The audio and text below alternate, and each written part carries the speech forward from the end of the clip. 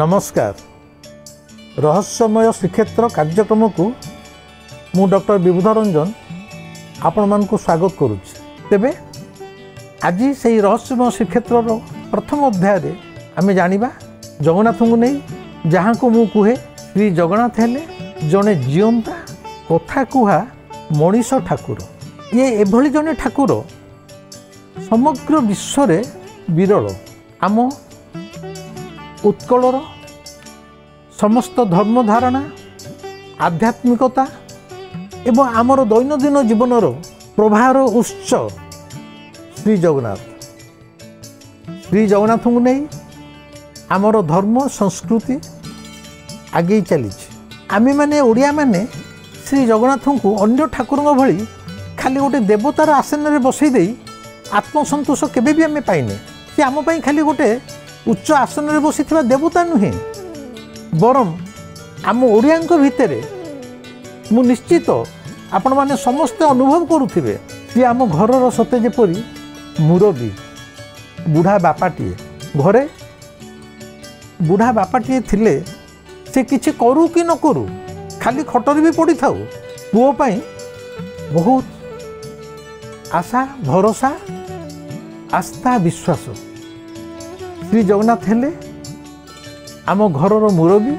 बुढ़ा बापाटीए रत्न सिंहासन उपरे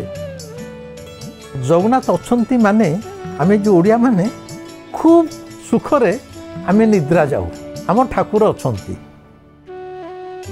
जो माने पुरी आसीथिबे पुरी रे सकाळू सकाळू देखिथिबे भोर भोर आमर पुरीवासी जो माने स्थायी बासिंदा से माने आसी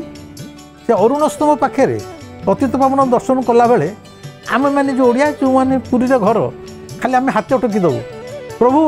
तू साहा भरोसा ये दी तीन शब्द प्रभु तू साहा भरोसा सते जमी दी तीन शब्द भितर हाथ टेकीदेला मात्रे आम भितर अफुरंत साहस ये जीवन संघर्ष रे जुझियापी आम भितर गोटे विश्वास इच्छा शक्ति जमिति श्री जगन्नाथ स्वतंत्र भाव में आम भितर खुंदी दियंती कि यही हेले आमर जगन्नाथ। एवं जगन्नाथ हेले जो जीवंता ठाकुर बा मनीष ठाकुर मु कहिछि समग्र पृथ्वी रे कौन सी ठाकुर जड़े हेले आम जगन्नाथ भली जीवंता नुहे। ता अर्थ कौन मु कहया चाहूँगी आउ सब ठाकुर माने मृत। हाँ मृत मो कथा को बुझे चेष्टा करंतु। जार मृत्यु अच्छी से केवल जी रही थाए गोटे जी रही से मनीष हो प्राणी हो कीटपतंग हो से केवल मरी थाए। जार मृत्यु नहीं तार तो से जीवंता नुह। पृथ्वीर समस्त ठाकुर देवादेवी से पत्थर रुहतु पितल रुहतु सुनार रुहतु काठर रुहतु जो थे रुहतु से माने गोटे थर तांको वेदी रे प्रतिष्ठा लाभ करि सबुदिन पूजा पाऊ तांकर मृत्यु नहीं। मु काई कहली जीवंता ठाकुर जार मृत्यु अच्छी से ही केवल जीची आम जगन्नाथ मध्य साधारण मनीष भली मृत्यु मुखरे पड़ती जहाँ को आम नव कलेवर कहू। ता 19 वर्ष हो पारे 12 वर्ष भी हो पारे किंतु आमर एकमात्र ठाकुर जगन्नाथ जी जन्म मृत्युर चक्र मध्य बाद पड़ न था। जगन्नाथ दासଙ୍କ भाषा मर्त्य मंडल देह बही देवता होइले मरे। जी मर्त्य मंडल रे देह नहीं कि आसी सी देवता हेले भी मरबे किंतु कौन सी देवता मरती केवल आम जगन्नाथ मृत्यु हुए प्रति 19 वर्ष हो 12 वर्ष हो विधि विधान अनुसार तांकर एई जो शरीर आम शरीर जमी पोड़ा होउची बा साधु सन्यासी देह को पोता जाउची सेमती आम ठाकुर मध्य मृत्यु मुखरे पड़ती एवं पोता हंती। से ही सकाशे मु कहली ये जीवंता ठाकुर। जीवंता ठाकुर केवल मरुचंती बोली मु कहूनी ये सबू जानती शुणती बुझंती एवं अनेक समय आम ये जो रहस्यमय श्रीक्षेत्र को नहीं आगू को बढ़िबा से जे प्रकृत रे जीवंत ठाकुर सबू जानी पारुचंती शुणी पारुचंती करि पारुचंती तार अनेक नजीर गल्प कहानी नुह यही श्रीक्षेत्र में घटी जाइथिबा घटना मान मध्य आमे आलोचना करिबा से किभली जीवंत मनीष ठाकुर। कारण तांकर जीवनचर्या जीवन दर्शन संपूर्ण आमरी साधारण मनीषों भली मनुष्यर जीवनचर्या सहित पर्यवेसित। आपण मैंने जानती पुरी लोक जानती हुए तो पाखापाखि भुवनेश्वर कटक लोक जानी मुझे जानी ओडिशार मध्य समस्त लोक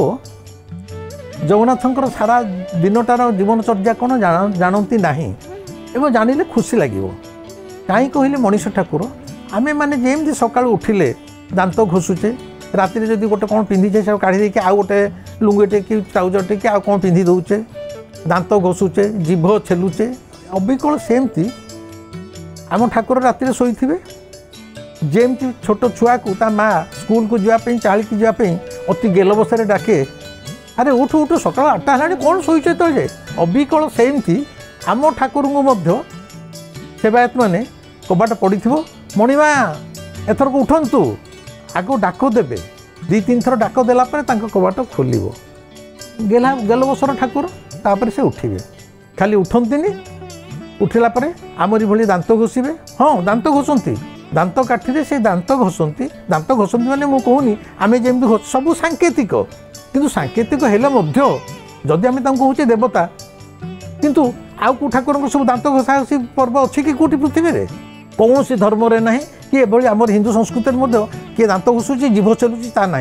ये दांत घोषंती दांत काठी जीभ छेलती ठीक मनुष्य भाया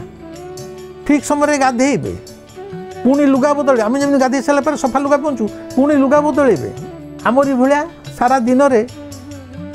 4 थर चौकस भोजन करेंगे आमर ये जगन्नाथ ठाकुर जी आमर सी बेश प्रिय एवं खाद्य प्रिय पेटू ठाकुर तो मु कौन करी सब बेले दिन राति 24 घंटा खाऊे खाली जे आपण जानते अबड़ा डाली ता नुह केतले पिठा केतले खजा केतले पेड़ा केतले चढ़ी नदा विभिन्न समय सकाल उठी राति शोवा जाए ये लोकटी ये जो जगन्नाथ बोली आमर जो पेटू ठाकुरटी 24 घंटा खाऊे आपण माने हस माड़ साधारण लोक जानते राति शोवा पूर्व शोया जो शेष समय जी से से दही पखाल खाइबे आप जानते दही पखाल किए गुआ घी खाए ये होती तो राजाधिराज सम्राट ये आम उत्कलर सम्राट राजा आम घर मुरबी तांकर दही पखाल घी पड़े से बिरी पिठा खाइबे शोया जो लोकटी जाऊँगी सी पुणी शेष मुहूर्त पखाल खाऊँ बिरी पिठा खाऊँ एवं स्टाइल रे पान भी खाऊँ पान चुबिकी शोया जीवे माने दिन तमाम आमरी मनीष भाया उठा दांत घोषा गाधेबा लुगा बदलवा दिन को 4-5 थर लुगा बदलवा टे टिपटप हो चिकड़िया हो बसवा एवं सब पेट भाया खाऊा आम जमी गरम दिने बहुत गरम हेले आम गाँ गंडा मानक किए नई कि पोखरी आम टे बुड़की रहू गाधेऊ भल लगे कि नई गाँ फारे नथिले आमरी घरे बाथरूम 2-4 थर ढाली पड़ू प्रबल गरम ठीक सेमती ये चंदन यात्रा रे भारत चंदन यात्रा माने 21 दिन से नरेंद्र पुष्करिणी रे डंगारे बसी टिके हवा पवन खाइबे चंदन पानी कुंड रे बुड़ीकी रहिबे जेहेतु गरमटा सही पारिबेनी मनीष भलिया निर्धूम गाधेबे 108 अरे गाधेब तबे 8-10 गरा पानी रे गाधेले हबो आमे जदि गोटे दिन अत्यधिक गाधु आमु ठंडा धरेनी ये तो आमर मनीष ठाकुर ये मत स्नान पूर्णिमा आसी 108 गरा पानी रे गाधेबे अरे जे मुंड पर 108टा गरा पानी पड़ो तब तो ठंडा न धरले धरब आम ठाकुर एत गाधेला ज्वर में पड़ती स्नान पुण्या पर सी अणसर घरे रहती मत खाली कहतु संसार को ठाकुर ज्वर में पड़ती ठाकुर देह खराब हुए अरे ये मनीष ठाकुर आमरी भाया आ पछरे सब सांकेतिक अर्थ अच्छी माने से कहवा कथा अरे तू जी मो सी तू जी मो सी तू जमी गाधेले ज्वर पड़ू मु भी ज्वर पड़ुची बुझीपार तो मो कथा माने से सकाशे कहली सी ज्वर में पड़ती अच्छा ज्वर में पड़े आम औषध खाऊ कौटे संसार को ठाकुर औषध खाती ये 15 दिन ज्वर में पड़े औषध खाइबे चाहो से आयुर्वेदिक खाती आमर एलोपैथिक डाक्तर पाक से जाती आयुर्वेदिक सब गुटुआ फुटुआ होती आयुर्वेदिक औषध सब या जड़ी बुटी मूल से गुड़ा सी खाइबे पुणी ज्वर भी भल हम ज्वर भल डाक्तर कहनी अरे टे जा फ्रेश होगी कौटे बुलिकी चलिया सी रथ यात्रा भी बाहर कहया कथा है ठीक सेमती बयस बढ़े आमे माने जमती बयस है मृत्यु मुखे पड़ू आम जगन्नाथ मृत्यु मुखे पड़ो सेटा 19 वर्ष हो पारे 12 वर्ष हो पारे जोड़ा आषाढ़ जब पड़े तार विधि अच्छे से अनुसार माने मुझे कहता है जो डेथ कॉन्सेप्ट ये जो मृत्युर संज्ञा यहीटा विश्वर कौन सी ठाकुर पाखे आपड़ देखिए ना सबू ठाकुर थरे बसीगले आम ठाकुर खाली उच्च पीढ़ा उपरे सिंहासन उपर पूजा पाती धूप दीप चंदन चुआरे पूजा पाती सी आमरी भली मनीष ठाकुर आमरी भली जीवनचर्या भितर से गति करती